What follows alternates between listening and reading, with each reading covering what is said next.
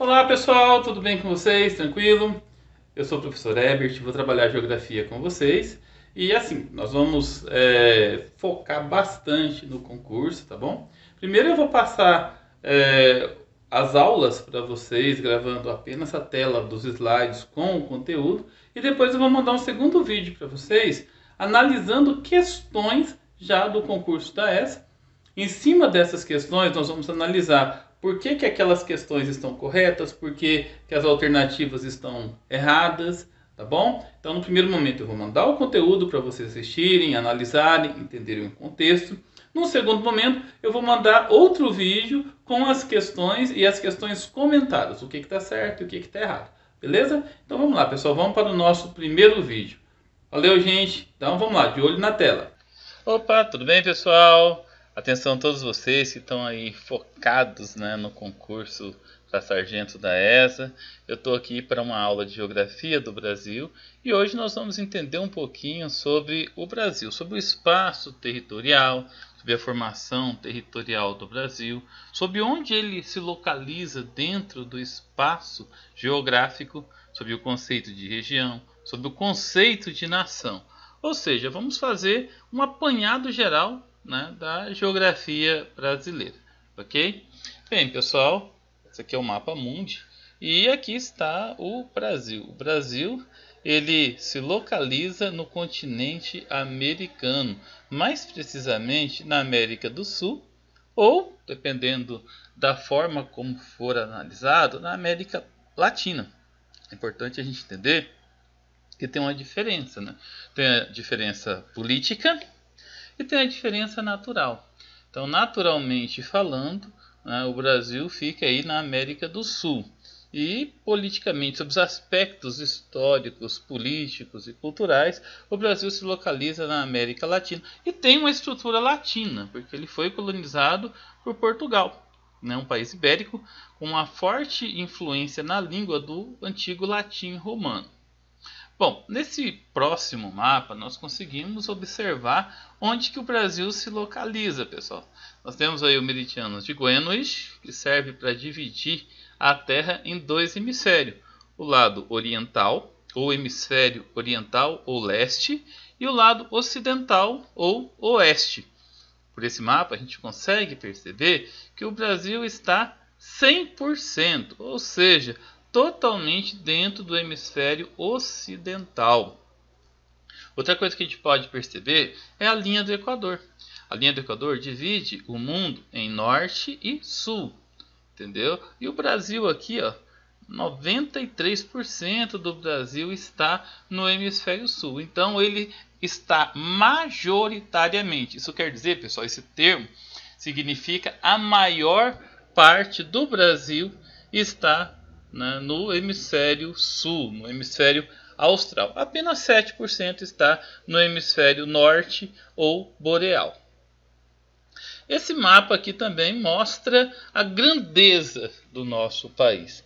A grandeza em que sentido, né? O Brasil ele tem uma extensão territorial muito grande. O Brasil é o quinto maior país do mundo em extensão territorial. Em primeiro lugar está a Rússia, né, que é um país bicontinental, né? Tem aí 70% do seu território na Ásia, 30% na Europa. Em segundo lugar está o Canadá, né, próximo de 10 milhões de quilômetros quadrados. Terceiro vem a China. Os Estados Unidos, pessoal, ele só é mais extenso que o Brasil se nós considerarmos o Alasca e o Havaí, que fica no meio do Oceano Pacífico, tá? Então, os Estados Unidos, contando aí com o 49º estado, que é o Alasca, mais o 50º, que é o Havaí, ele tem um território de 9,3 milhões de quilômetros quadrados, ou seja, ele é o quarto mais extenso do mundo. Em seguida vem o Brasil com 8 milhões e meio. Então o Brasil tem uma dimensão continental, é imenso, muito grande. Pessoal, isso é praticamente a metade da América do Sul. É 47% da América do Sul. Se você somar aí todos os países da América do Sul, o Brasil é a metade dela, praticamente. Entendeu? Muito grande. Quando a gente fala em formação do território brasileiro, nós precisamos dar aí uma retrocedida no tempo. Não é verdade? Para ser mais exato, lá no período do mercantilismo, no período das grandes navegações. Em 1492 foi definido o Tratado de Tordesilhas, que dividia as novas terras descobertas, as terras da América, em duas partes, sendo que uma parte, até 600 milhas náuticas a oeste, né, pertencia à coroa portuguesa. Né? E a partir dessa linha ficava a possessão espanhola, ou seja, a coroa espanhola. Né? Toda essa região, dessas novas terras, foram divididas entre países ibéricos, de certa forma. Né? Mas isso não deu tão certo assim, pessoal. Se a gente for analisar, os portugueses eles procuraram, no primeiro momento, dividir as terras descobertas em capitanias hereditárias, seguido por sesmarias, e com o tempo eles foram expandindo essa linha, né? Estendendo essa linha. Tanto voltando aqui no mapa, né? Pode ver que o estado do Pará, do Amazonas, Rondônia, Mato Grosso, né? Onde hoje é Mato Grosso do Sul, e assim por diante. Tudo isso aqui pertencia à Espanha. Né? Pra vocês terem uma ideia, Mato Grosso mesmo, que na época era Mato Grosso, Rondônia e Mato Grosso do Sul, tudo fazia parte de um território só. Né? Cuiabá mesmo é 1719, a data de fundação de Cuiabá. Então, nesse período ainda vigorava o Tratado de Tordesilhas. Né? O estado do Amazonas ele começou a ser explorado durante o século XVII. Né? Então, observa que muita gente já explorava essa região, né? Muitos portugueses já exploravam essa região aqui, que pertencia ao lado espanhol. Isso é muito importante, né? As bandeiras foram muito rápidas dentro desse contexto. Né? Mas aí veio o Tratado de Madrid de 1750, que nada mais é que um acordo feito entre Espanha e Portugal, de manter as terras sobre o uso de quem estava de posse delas. Né? Então você tem aí toda essa região que vocês estão vendo aqui, que está escrito como domínio espanhol, toda essa região era ocupada por portugueses, desde o Rio Grande do Sul até o Amazonas. Então houve um acordo chamado de uso possidetis. Né? Então toda essa região passou então para o domínio português, porque eles ocuparam essa terra. Isso foi legitimado pelo Tratado de Madrid. Tá? Um outro contexto também que é muito importante a gente analisar é o Tratado de Petrópolis, de 1903. Se vocês observarem bem aqui no mapa anterior, olha como o nosso Brasil estava diferente, né? O professor de História provavelmente deve trabalhar muito com vocês todas essas questões, porque elas são importantes também para o concurso. Mas isso aqui é bem legal porque tem muita relação com a geografia. Onde hoje é o território do Acre, pessoal, pertencia à Bolívia. Pois é, pertencia à Bolívia. E essa região foi ocupada por brasileiros, mais especificamente por nordestinos que estavam migrando para essa região no final do século XIX por conta do ciclo da borracha. O Charles Goodyear, o inglês que passou uma boa temporada aqui no Brasil, eles conseguiram, né, através de um processo chamado vulcanização, beneficiar o látex, que é a seiva, né, da seringueira, e transformar esse látex em borracha. Isso foi muito apreciado durante a segunda revolução industrial, durante o processo aí dos automóveis, né? Isso foi bem interessante durante esse período. E para não haver uma guerra entre o Brasil e a Bolívia, o Barão de Rio Branco intermediou uma negociação entre a Bolívia e o Brasil. E o Brasil acabou pagando, né, uma indenização de 2 milhões de libras esterlinas e ainda se comprometeu em construir uma estrada de ferro, a estrada de ferro Madeira-Mamoré, que daria à Bolívia uma saída para o Oceano Atlântico. Olha só, bem bacana essa história. Hoje nós temos o Acre, um estado muito importante para o Brasil, né, um estado bastante próspero. Outro contexto que é importante a gente analisar, pessoal, já observando esse mapa aqui, é que o Brasil ele faz fronteira, não é, com praticamente, né?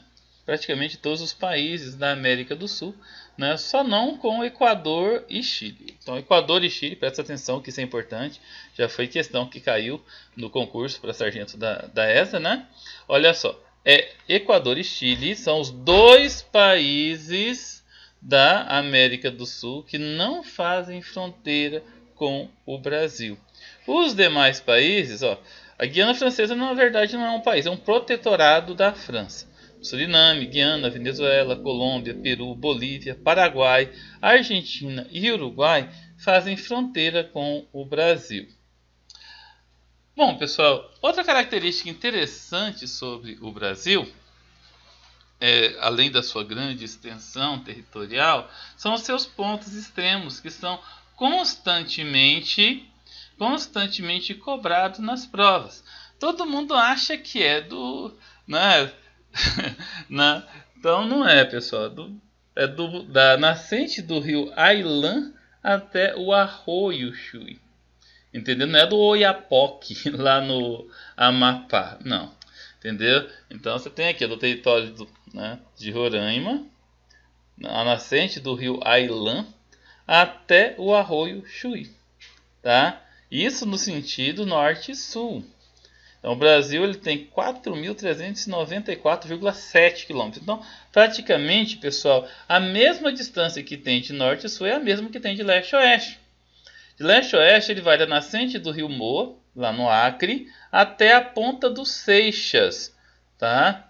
Até a ponta dos Seixas. São 4.319,4 km. Outro fator bastante interessante é toda a fronteira seca que o Brasil tem. Isso a gente vai falar um pouco mais detalhes mais para frente, mas já vou adiantar um pouco para vocês, né? São 15.719 quilômetros. Desses 15.719 quilômetros, pouco mais de 7.000 quilômetros é de mata densa e fechada, que é a floresta amazônica. E dessa mata densa e fechada, você tem a fronteira aí com países como Peru, Bolívia, Colômbia, que são países com histórico de tráfico de drogas muito grande, né? São países que têm aí um histórico de substâncias entorpecentes, né? A Colômbia já foi o maior, ainda é, né, o maior produtor e fornecedor de cocaína e seus derivados no mercado mundial, seguido pelo Peru e pela Bolívia. E também outros entorpecentes, como maconha e seus subprodutos. Um outro contexto muito importante, pessoal, é o litoral brasileiro. Olha só, o Brasil tem quase a mesma extensão de litoral que tem de área seca, pessoal. E toda essa região aqui é chamada de Amazônia Azul. Ou seja, é aquela área que o Brasil precisa preservar, tanto pelas riquezas naturais, como pelos problemas ambientais, como também pelo contexto econômico. Né? Hoje, mais de 90% de todo o nosso petróleo é extraído do Oceano Atlântico, pela Bacia de Campos, pela Bacia de Santos e também pela região do pré-sal. Então, toda essa região faz com que o Brasil hoje esteja explorando aproximadamente, né, 3 milhões e 300 mil barris de petróleo por dia, deixando o Brasil aí entre os maiores produtores mundiais desse recurso mineral que é tão importante para a economia. Um outro ponto bastante cobrado no concurso são os fusos horários. Então vamos dar uma analisada no que significa os fusos horários. Uma coisa interessante é que até o século XIX, para começo do século XX, o Brasil não adotava nenhum sistema de fuso. Tá? Então, até esse período, o Brasil ele tinha um problema sério, né? Que era adotar a questão dos fusos horários. Então, a partir de 1914, o Brasil passou a adotar o Sistema Internacional de Fusos Horários. Esse mapa aqui, nós temos, né, como que funciona a questão do fuso horário. Nós temos o Sistema Internacional da Contagem de Horas, né, que é medido, ou UTC, né? Que é o tempo universal coordenado, que é medido pelo meridiano de Greenwich. Então, o meridiano de Greenwich é o ponto zero. Tá? E isso vai mudando a cada 15 graus. Então, do meridiano de Greenwich é zero. Então, você tem 7 graus e meio tanto para um lado quanto para o outro. Então, o ponto zero é esse primeiro fuso aqui, que é o meridiano de Greenwich, ok? Então, nós temos, gente, vamos prestar atenção, isso é legal, isso é bacana, né? A Terra, ela faz um movimento de rotação, ou seja, ela demora aproximadamente 24 horas, né? 23 horas, 56 minutos e 4 segundos para dar uma volta completa no seu próprio eixo. Esse aí é o movimento de rotação, né? Ou seja, a Terra sai de um ponto, dá uma volta completa e volta nesse mesmo ponto. Só para vocês terem uma ideia, você sai de um ponto e dá um círculo completo e volta nesse ponto, você deu uma volta de 360 graus, não é verdade? Então, se você somar os 360 graus, pegar esses 360 graus e dividir por 24 horas, você vai ter 15 graus. Então, a cada 15 graus você tem um fuso, ou seja, muda a hora de um lugar para o outro. Tá? Então, como o Sol, né, ele ilumina a Terra sempre do sentido oeste-leste, esse é o sentido horário, né? Sentido oeste-leste, né? A nossa visão, nós enxergamos o Sol nascendo no leste e se pondo no oeste. Entendeu? O lado contrário que a gente enxerga. Tá? É por isso que as horas elas aumentam para leste. Então, do lado oriental, as horas aumentam. Então, do lado leste, do lado oriental, observe que as horas vão ficando positivas. E para o lado oeste, elas vão ficando negativas. Elas vão diminuindo. Ah, professor, mas isso está muito difícil de entender. Isso não entra na minha cabeça. Tudo bem, pessoal. Vamos pensar o seguinte. Ó, vamos pensar. Tá vendo aqui o Brasil? Então, mais ou menos aqui, tá, é onde eu tô, Mato Grosso, tá vendo? Eu não sei onde você tá, se situa aí no lugar que você tá, né? Vamos supor que agora seja 7 horas da manhã. Aqui em São Paulo, vai ser que horas? 8 horas da manhã. Entendeu? Olha, menos 4 é um número inferior a menos 3. Então, menos 3 está na frente, é superior a menos 4. Se a gente for analisar, pessoal, vamos colocar aqui é 7 horas da manhã em Mato Grosso, vai ser 8 horas da manhã em São Paulo, vai ser 9 horas da manhã nas Ilhas Fernando de Noronha. Observe que passou 3 fusos. Vocês estão entendendo, pessoal? Passou 3 fusos. Mato Grosso está 4 horas atrasado em relação ao meridiano de Greenwich, ou seja, a Inglaterra. Então, se são 7 horas da manhã em Mato Grosso, que horas vai ser em Londres? É só fazer as contas. 7, 8, 9, 10, 11. Vai ser 11 horas da manhã na Inglaterra. Tá? Então, da mesma forma. O contrário também é verdadeiro. Né? Se você está aí, vamos colocar aí aqui, ó, na Itália. Tá vendo? Na Itália aí é 10 horas da manhã. Que horas que vai ser aqui em São Paulo? Faz as contas. Se aqui é 10 horas da manhã, ó, daqui para cá diminui, não é verdade? 10, 9, 8, 7, 6. Vai ser 6 horas da manhã. Tá vendo? Então, pessoal, não é tão difícil assim vocês entenderem o sistema de fuso horários, tá bom? E com o Brasil não é muito diferente, não. Tá? Só que o Brasil ele passou por reformulação. Até porque esse sistema internacional coordenado, ele respeita a soberania dos países. E essa linha, né, essa linha dos fusos horários, essa linha coordenada, ela pode sim ser mutável dentro de cada país. Ok? Então, o primeiro fuso, que foi votado dia 18 de junho de 1913, né, o primeiro fuso, ele vigorou até 2008, quando teve um referendo aqui no Brasil e passou para o segundo fuso. Entendeu? O segundo fuso, o Brasil de 2008 até 2013, ele passou a ter só 3 fusos horários. Entendeu? Então, o fuso que era da região norte, que pegava toda essa região aqui, que era 1 hora menos que Mato Grosso, entendeu? Passou todos a terem o mesmo horário. Mas aí, pessoal, foi feito um plebiscito e a população do norte do Amazonas, do oeste do Amazonas e do Acre, né, votou para que voltasse o fuso antigo, né, ficar 1 hora a menos que Mato Grosso. Até porque, né, o leste amanhece primeiro. E quando começa a amanhecer aqui, o horário já está muito avançado, né? Isso ficava muito ruim para a população. Então, a partir de novembro de 2013, o Brasil voltou a ter 4 fusos horários. Então, primeiro fuso do Brasil fica 2 horas atrasadas em relação a Greenwich. São as ilhas que ficam no meio do Oceano Atlântico, né? Destaque aí para Fernando de Noronha, né? Mas aí tem São Pedro e São Vaz, tem também Martim, tem Trindade, ou seja, o Brasil tem um conjunto de ilhas que fica no meio do Oceano Atlântico, né? O horário oficial do Brasil, que é Brasília e Companhia Limitada, né? São 3 horas atrasados em relação ao meridiano de Greenwich, né? E o horário de Mato Grosso, 4 horas atrasado, e o Acre e o extremo oeste do Amazonas, que é 5 horas atrasado em relação ao meridiano de Greenwich, ok?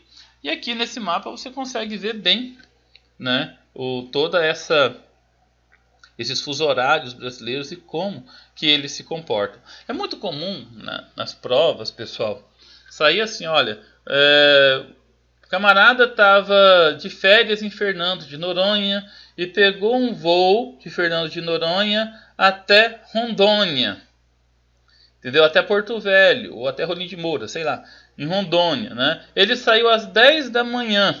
O voo durou 2 horas, perdão.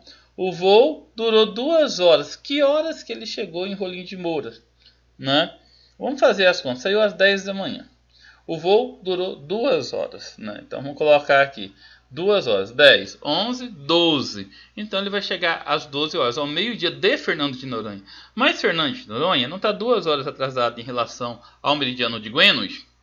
Tá, não tá, pessoal? Então, aqui, ó, 3 horas, o horário oficial de Brasília. E o horário de Rondônia está 4 horas atrasada. Então, assim, quando era 10 horas da manhã em Fernando de Noronha, era 8 horas da manhã em Rondônia. Então, o avião que saiu de Fernando de Noronha às 10 da manhã vai chegar às 10 da manhã em Rolim de Moura, né, mais horário de Rondônia. Ok? No horário de Fernando de Noronha seria meio-dia, 12 horas. Vocês estão entendendo, pessoal? É por isso que tem que entender bastante essa questão dos fusos horários. Se cobra muito isso. E o contrário também é verdadeiro, não é verdade? Pessoal, vamos trabalhar agora o conceito de região.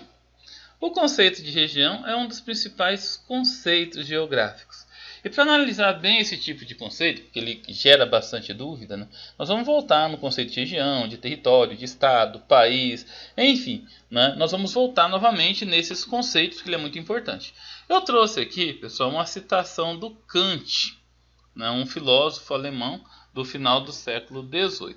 De acordo com Kant, é necessário que nossas experiências não sejam simplesmente um agregado, mas sejam organizadas num todo sistemático. Regionalizar, dividir ou mesmo fragmentar por si só não traz grandes resultados. Este tem de servir para uma determinada função, podendo ser elas a facilitação dos estudos ou levantamento de dados e principalmente a compreensão do espaço. Então, o que a gente pode entender desse conceito de Kant sobre região? Bom, primeiramente, que região é uma fragmentação de um território, ou seja, é uma divisão de um espaço maior. Essa divisão, pessoal, ela possui características próprias. Essas características elas são extremamente importantes para que você reconheça o produto dessa divisão. Essas características podem ser sociais, podem ser culturais, podem ser econômicas, mas podem também ser políticas. E o Brasil ele tem várias divisões, e é por isso que nós vamos analisar todas essas divisões. Pessoal, essa divisão que vocês estão vendo aí é uma divisão política. O Brasil ele tem uma divisão política, ele é dividido em 5 macro-regiões políticas. Essas 5 macro-regiões, olha só, é a utilizada pelo IBGE. Ela foi aprovada politicamente e passou a ser vigorada nos moldes como é hoje com a Constituição de 1988. Então nós temos aí a região norte do Brasil, tá? A região norte aí que tem 7 estados, a região nordeste, 9 estados, né? A região sudeste, com 4 estados, a região sul, com 3 estados, e a região centro-oeste, com também 3 estados. Então são 5 macro-regiões Essas regiões são subdivididas em estados e cada estado tem a sua capital. Tá? Só para ficar bastante claro como funciona esse contexto da divisão política. Outro tipo de região são os complexos regionais. Observe que esse tipo de divisão não obedece aos limites políticos dos estados. E são apenas três. Nós temos aqui o complexo amazônico, ou a região amazônica, ou simplesmente Amazônia, o Nordeste e o Centro-Sul. Essa característica aqui, pessoal, esse tipo de divisão, é mais cobrado nas provas. Porque ele traz uma série de fundamentação social, cultural, além da econômica. A região amazônica, aliás, um detalhe muito importante, né? Essa divisão é a mais antiga hoje do Brasil. Essa divisão ela é de 1964, né, e foi elaborada pelo professor Pedro Pinches Geiger. E ele, entre os muitos tratados e escritos desse professor, esse foi o que teve aí o maior destaque a nível nacional. Vamos pegar aqui a região Amazonas, né, só para a gente ter uma ideia. Né? Essa região aqui ela tem como característica principal o extrativismo e agropecuária. Você pode falar assim, pô, mas ali Mato Grosso tem, sei lá, tem muitas indústrias, tem uma verticalização muito grande, Rondônia também tem, tá? Mas não é o que caracteriza a região, pessoal. Estamos em pleno século XXI, estamos em pleno 2020, e ainda assim, essa região aqui, o que caracteriza ela é o agronegócio, é a agropecuária, é o extrativismo em todas as suas esferas, tá? O extrativismo vegetal, madeira, borracha, entendeu? É o extrativismo açaí, né, castanha do Pará. É o extrativismo mineral aqui no sul do Pará, né, o minério de ferro, bauxita, entendeu? Cassiterita em Mato Grosso, entendeu? É o agronegócio em todas as suas esferas, né, muito forte, né, principalmente em Mato Grosso, que é a estrela do agronegócio do Brasil. Pessoal, aqui o Nordeste, região bipolar, você tem aqui um litoral muito rico, né, com turismo, recebe muitas pessoas, extremamente rico, 90% das pessoas do Nordeste vivem próximo ao litoral. Mas você tem uma ambiguidade muito grande, porque o Nordeste ele é dividido em 4 partes. Você tem a zona da mata, que é o litoral, o Agreste, que é uma região de transição, fica próximo dessa região do Planalto Borborema, né? O Sertão Nordestino, uma região aí onde fica o polígono da seca, uma região que sobrevive bastante dos benefícios do governo federal, uma região que sofre muito com a questão da seca. E o Meio Norte, aquela região ali onde fica a mata de cocais, uma região também muito extrativista, né? A população vive muito ali da coleta do babaçu, nas cabadeiras de coco do babaçu, vamos lembrar aí que já caiu no Enem. O pessoal que coleta aí a carnaúba para fazer cera, né? O palmito, enfim. Então você tem aí uma região, né, que sobrevive, que tem uma bipolaridade muito grande. Né? E por fim, pessoal, o Centro-Sul, que é a menina dos olhos do Brasil. Você junta aqui a região sul-sudeste, olha, um detalhe, viu? Sudeste abre aspas, né? O norte de Minas Gerais pertence ao Nordeste, viu, gente? O norte de Minas Gerais pertence ao Nordeste, tá? Olha só, pessoal, o sul de Mato Grosso, tá? O sul de Mato Grosso e Mato Grosso do Sul como um todo, né? Goiás como um todo, o sul do estado de Tocantins, tudo isso pertence ao Centro-Sul. A grande característica do Centro-Sul que ele engloba aí 80% de toda a demografia brasileira. 80% da população brasileira está dentro do Centro-Sul. Mais de 70% do PIB nacional está ali dentro. Os maiores parques industriais, pessoal, está aqui no Centro-Sul. Tá? As maiores e melhores universidades do Brasil, polos de pesquisa e de conhecimento. E também, pessoal, evidentemente, os maiores problemas de ordem urbana, de ordem social. É a região onde mais tem favelas, é a região onde mais tem criminalidade, atuação do poder paralelo. É a região também onde tem os mais movimentados portos. E a região que acaba sendo a ligação das outras regiões. Vamos pegar aqui a Amazônia. Quem tem produtividade agrícola aqui nessa região, o extrativismo precisa exportar, Cara, na maioria das vezes, 80% das vezes, vai trazer para algum porto aqui nessa região. Entendeu? É o porto de Paranaguá, lá no Paraná. É o porto de Carapicuíba, em São Paulo. É o porto de Santos. É o porto de Tubarão, no Espírito Santo. Ou de Vitória, no Espírito Santo. Né? Então, todos os produtos que são para exportação, eles precisam chegar até o porto, até próximo do litoral. Pessoal, e aí, olha só para vocês verem a comparação de uma diferença para outra, de uma regionalização para outra. Vou ressalvar que é muito importante a gente entender isso, tá bom? Presta atenção, olha só. Essa região aqui, que são os complexos geoeconômicos, eles não obedecem a limites de estado. Então, sempre quando está falando de Amazônia Legal, ou seja, aquela parte da Amazônia que está dentro da lei, é pegado como referência, pessoal, aqui, ó, tá? Essa divisão regional. Essa aqui é uma divisão política, ok? Ela é importante a gente entender, mas a que mais cai nos concursos é essa daqui, tá? Mas é importante a gente saber as duas.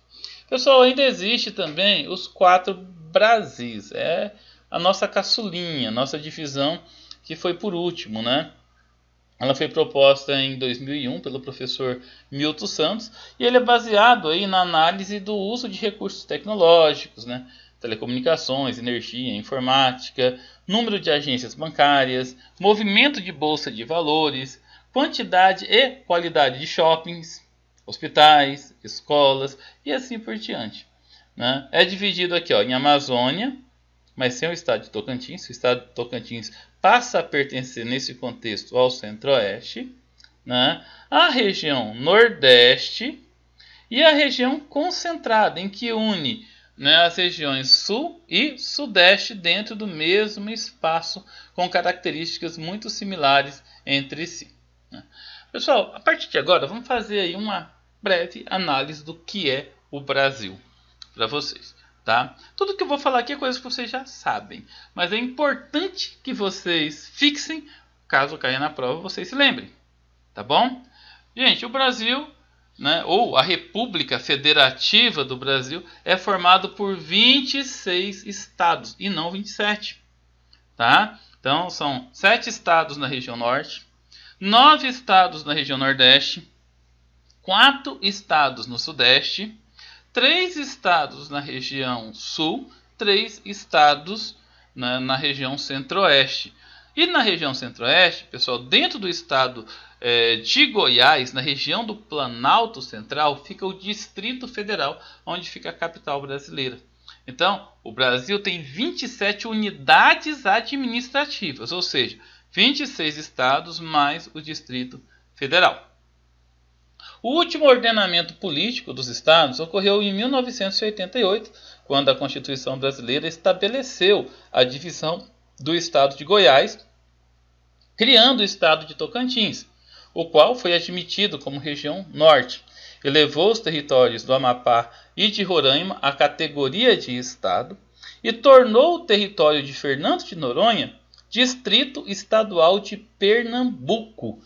É importante a gente analisar isso e entender, pessoal. Tá certo que pode cair mais em história do que em geografia, mas de qualquer forma é conhecimento e todo conhecimento é válido. O Brasil tinha vários distritos federais, né? Onde hoje é o estado do Amapá, onde hoje é o estado de Roraima, era Distrito Federal também. Entendeu? O próprio território de Fernando de Noronha, pessoal, passou a pertencer ao estado de Pernambuco. Tá? Então, olha só, pessoal. Ele se elevou, tá, a um território. Isso é muito interessante. Amapá e Roraima se elevou à categoria de estado, né? Goiás foi dividido. Mas não teve só essa divisão, né? Mais para frente a gente vai aprender, talvez não caia, né? Não vi nenhuma questão nesse sentido, né? Mas o Brasil teve várias divisões no decorrer da sua história. Em 1943 até 1950 teve a primeira divisão de Mato Grosso, né? Quando o estado de Rondônia primeiro se tornou território do Guaporé, né? E depois, durante a década de 1950, virou estado, né? Em 1977 né, foi dividido Mato Grosso com Mato Grosso do Sul, outubro de 1977, né, que foi configurado, foi oficializado em janeiro de 79. Foi outra divisão que teve. Então, o Brasil ele passa por muitas divisões, né, e a última foi com a Constituição Federal. Pessoal, olha que bacana, né? Esse mapa mostra o Brasil em sua essência, em sua plenitude. Mas nesse mapa aqui, eu quero trazer uma informação muito importante para vocês. Primeira grande informação. Aqui está demarcado toda a região conhecida como Amazônia Azul. Uma coisa interessante que eu ouvi uma vez, e pode ser que seja relevante, né, para vocês que vão ser sargentos do Exército, né? Prestem bastante atenção, né? A Força Aérea Brasileira ela protege mais de 20 milhões de quilômetros quadrados de área. 20 milhões de quilômetros quadrados. Você fala, poxa, mas é muito estranho, o Brasil só tem 8 milhões e meio. Então, poxa, 8 milhões e meio, aonde estão os outros 11 milhões, né? Os outros 11 milhões e meio, quase 12 milhões? Entendeu? Onde estão o restante? Pois é, pessoal, está aqui, está no meio do Oceano Atlântico. Isso aqui é muito importante. Vocês não têm noção o tanto que essa área é importante. É importante em todos os sentidos, não só pelos arquipélagos, né? Pelo atol da Rocas, pelo arquipélago de Fernando de Noronha, pelas ilhas de Martim Vaz, de Trindade, de São Pedro e São Paulo, entendeu? Não, não é só por isso não, tá? São santuários de vida ecológica, são áreas que precisam ser preservadas? É óbvio que sim. É importante também para a economia da população que vive próximo à praia? Com certeza, muita gente sobrevive da pesca, né? O Rio Grande do Norte mesmo, 90% de todo o sal de cozinha que é consumido no Brasil, né, sai lá do Rio Grande do Norte. Entendeu? Bacana, tudo isso é muito importante, né? Quase 80% dos pescados, dos peixes consumidos no Brasil vem do litoral da região aqui próxima da praia. Tudo isso é muito bacana. Aliás, o maior entreposto pesqueiro do Brasil fica no Espírito Santo, na cidade de Vitória, né? Mas não é só isso. Nós temos aí grandes reservas de recursos minerais energéticos. Pois é, petróleo e gás natural, o pós-sal e o pré-sal. O Brasil, estima-se, a Agência Internacional de Petróleo, que fica na França, né, se for realmente descoberto tudo que imagina-se ter, o Brasil, se for comprovado, né, não foi comprovado ainda, o Brasil deve ter a maior reserva de petróleo do mundo. Ainda não comprovada, a maior comprovada é da Venezuela, tá? Mas o Brasil tem uma das maiores reservas do mundo, pessoal. Fica atrás aí da Venezuela, da Arábia Saudita e da Rússia. Mas é uma reserva espantosa, muito grande, capaz de gerar mais de 3 milhões de barris por dia. Isso dá um volume, e petróleo de boa qualidade. O Brasil ele tem aí, através da Petrobras, né, uma tecnologia capaz de explorar petróleos em águas profundas. Mas nós vamos falar disso um pouco mais para frente, com um pouco mais de calma. Vamos falar um pouquinho de dados técnicos, pessoal. O nome oficial do Brasil é República Federativa do Brasil, e não apenas Brasil, né? A nossa forma de governo é republicana. O sistema de governo é presidencialista e rotativo a cada 4 anos. É trocado. O nosso presidente ele é chefe de Estado e de nação, diferente de outras formas de governo que tem pelo mundo, né? Que tem essa divisão, como o parlamentarismo, por exemplo, né? A forma de governo é em federações. A nossa capital é Brasília. Não São Paulo, tá, gente? Pelo amor de Deus. É Brasília. E quem nasce no Brasil é brasileiro. E o Brasil possui a 5ª posição mundial, como nós já vimos. Pouco mais de 8 milhões e meio de quilômetros quadrados. Outros dados técnicos importantes, né? Esse dado aqui, pessoal, é de 2010. É o último dado oficial do IBGE. Não foi divulgado um novo dado ainda. Tá? Não foi, mas eu pesquisei no IBGE hoje. Quando eu estava preparando para gravar essa aula, já mostro para vocês, tá bom? A divisão administrativa, 26 estados e 1 Distrito Federal, possui 5.570 municípios, isso dado de 2013, né? Pouco mais de 5.500 municípios, bastante, né?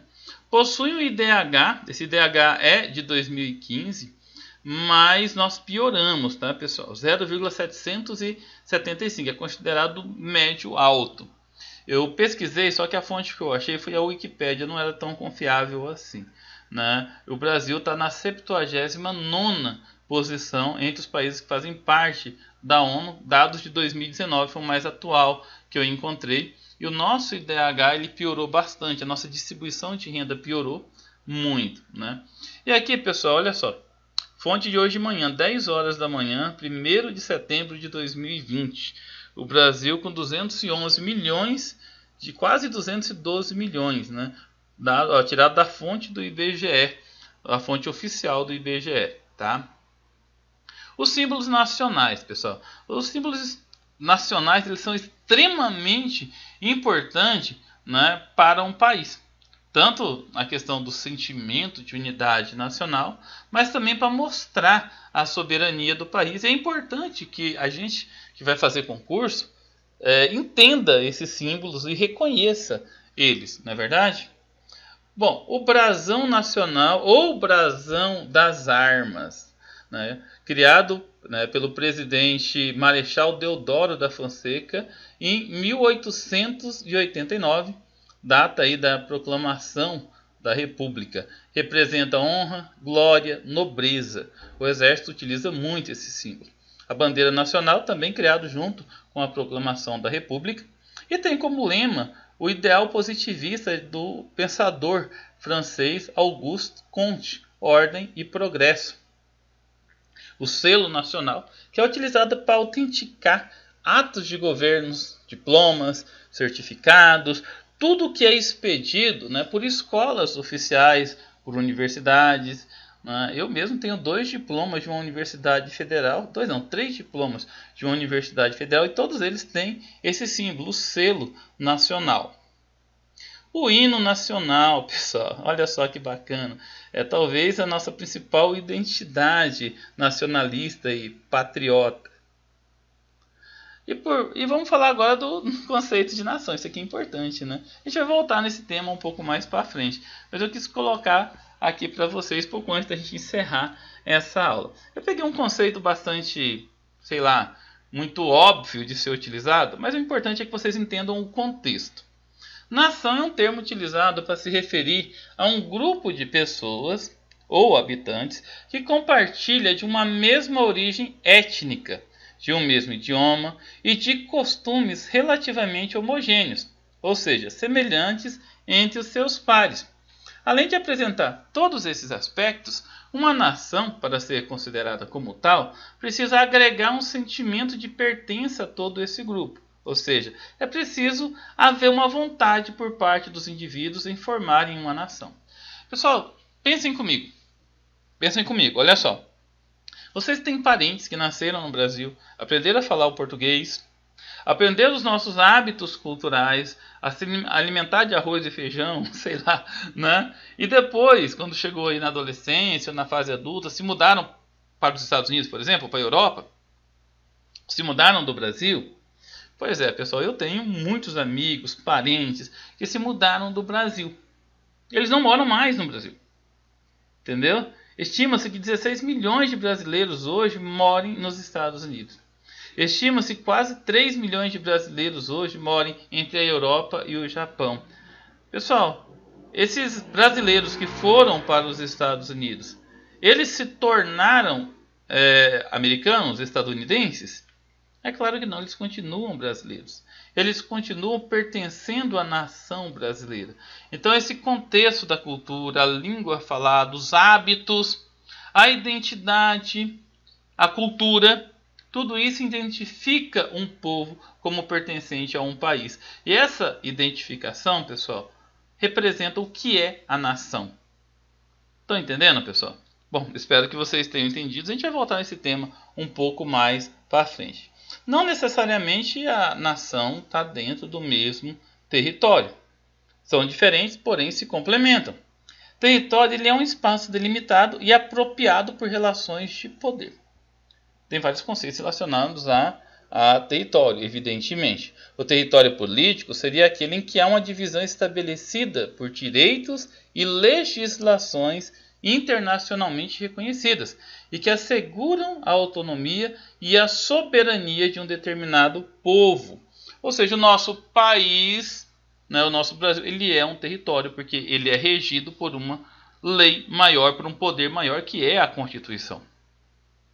Há poderes dentro do nosso país. E quais são esses poderes? Ele é tripartite, ele é dividido em 3 partes, né? É o judiciário, o legislativo e o executivo, né? Assim nós podemos dizer, pessoal, que um Estado, para se constituir, precisa se estabelecer o território, tá? Estado com E maiúsculo, para deixar bem claro, entendeu? Então, pessoal, o Estado, a soberania, para ser estabelecido, ela precisa ter um território, ela precisa ter um espaço físico que é regido por poder, ok?